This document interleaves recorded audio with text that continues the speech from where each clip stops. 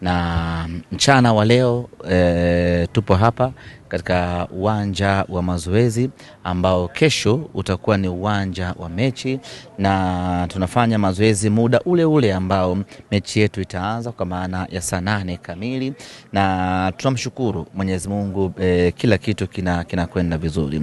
Kwa hali ya hewa tulioiona hii leo hapa muda huu ambao tunategemea ndio itakuwa hali ya hewa ya kesho, ni hali ya hewa ambayo inaruhusu mechi kuchezeka bila mashaka ya aina yoyote.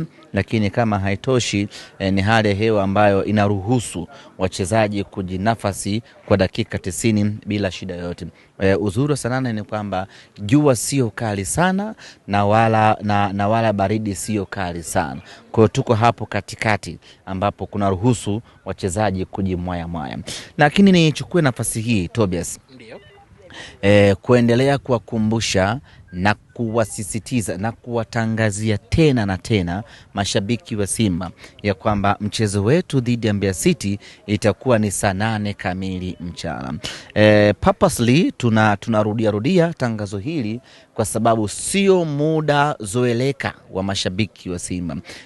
Tumezoea mechi zetu ni saa 8, ni saa 10, saa 12 ama saa 1 usiku.